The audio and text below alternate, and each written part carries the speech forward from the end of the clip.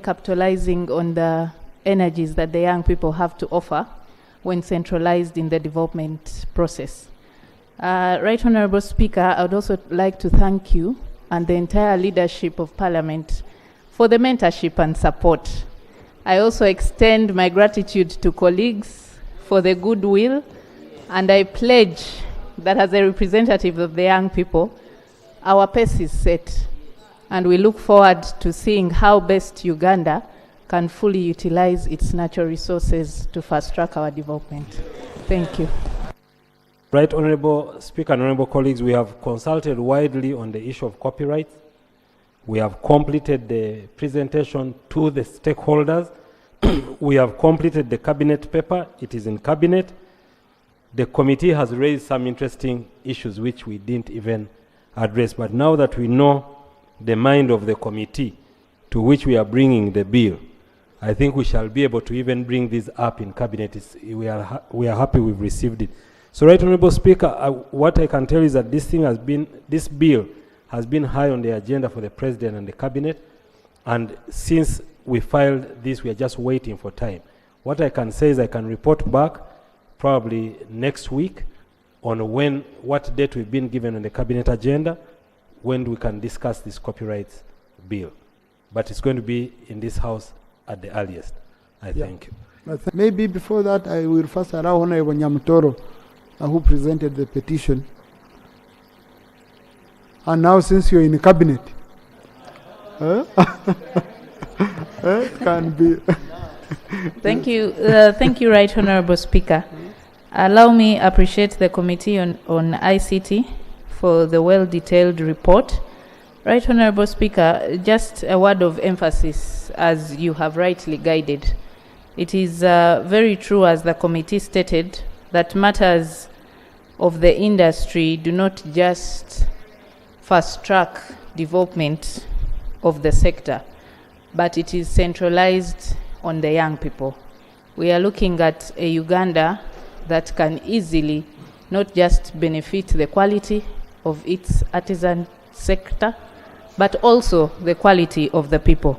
It is also not true, Right Honourable, that as the committee stated, that I beg to quote so that I am not, that matters in the petition might not necessarily be addressed by amendment, rather through other issues.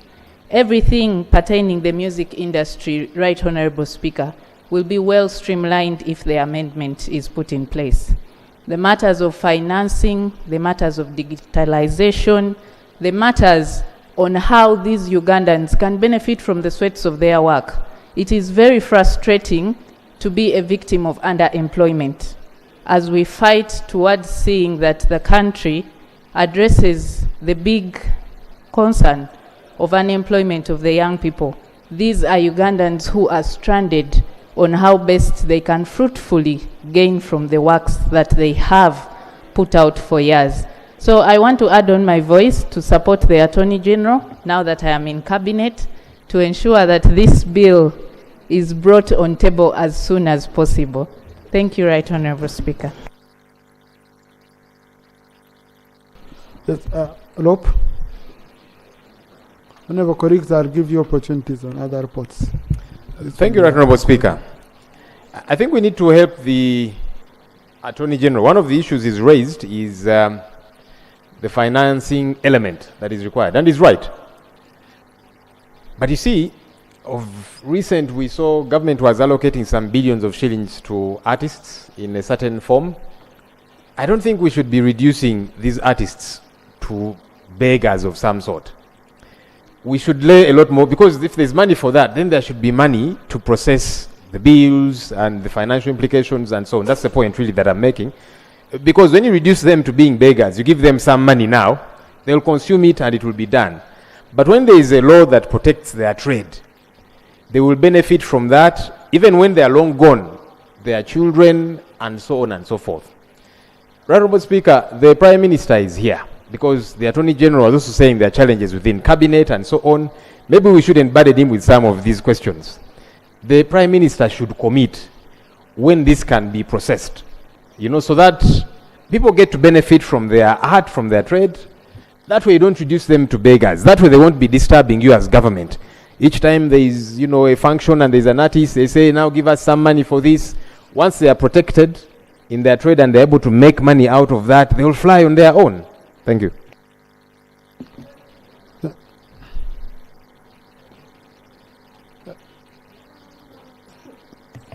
Thank you, Right Honorable Speaker. I thought I should just clarify on LOP's submission about the funds that government has given the artists. Right Honorable Speaker, it is the responsibility of government to ensure that the citizens are well taken care of.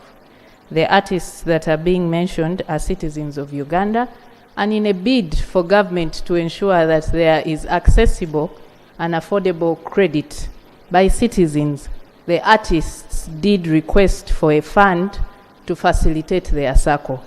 This totally has nothing to do with the law that we are pushing for.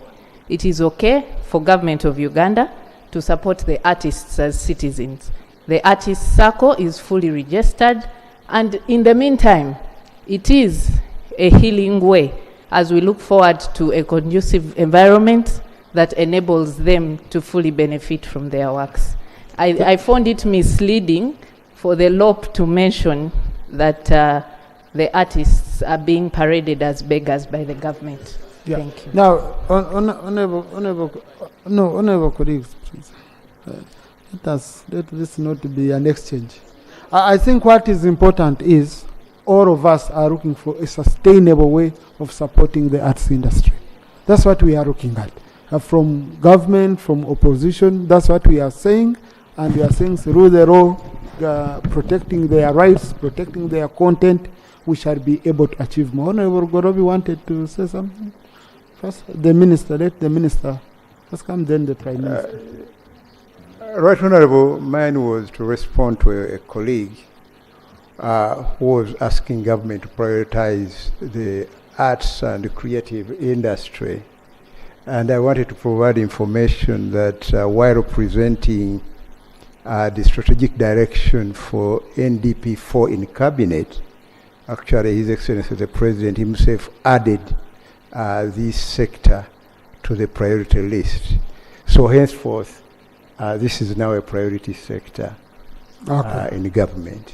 Thank you. Honorable Minister, you know, cabinet minutes remain secret until you formally present it here. So the member didn't know because it's not privy to proceedings of cabinet.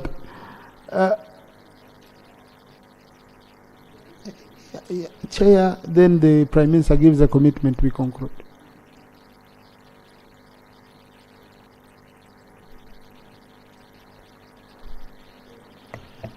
Thank you, Right Honorable Speaker, and I want to thank colleagues for the support. In our recommendation, we talked of other issues raised here, not qualifying to be included in the Copyrights and Neighboring Rights Act, while proposing also looking at the Local Content Act under Build Uganda. So I want to allay the fear of the youth, the female youth, national female youth member of parliament, who is the minister, that we are not against this, but we are saying let's arrange them in the right place so that implementing is okay.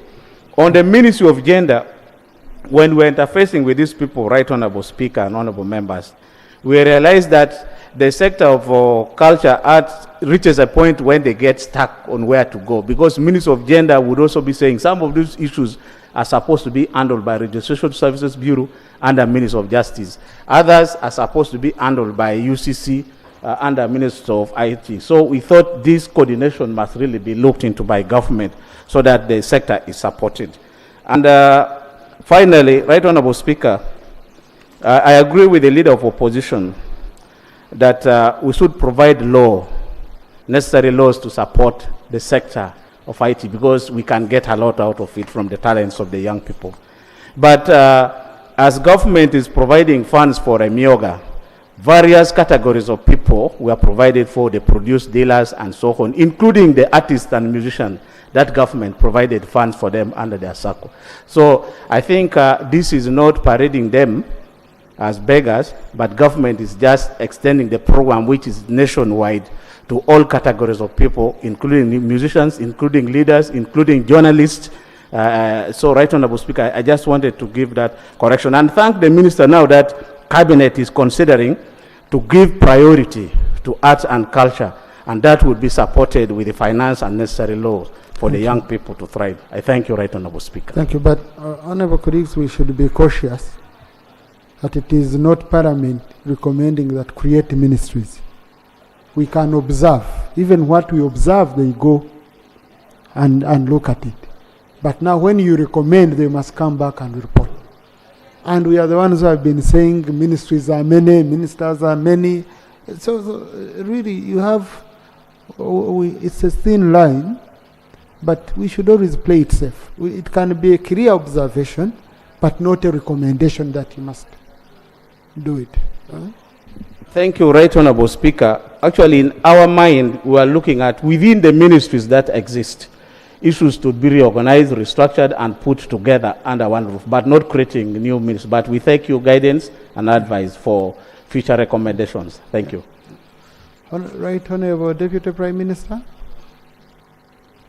Right Honorable Speaker, a law is is saying that I should commit, but this is not a one-man's business.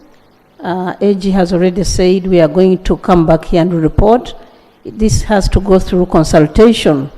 So, like he said, we'll come back here next week after consulting the Vice President, and the report will be brought here. The commitment from ROP is that you're going to put in effort. So you don't want to do that. Right Honorable Speaker.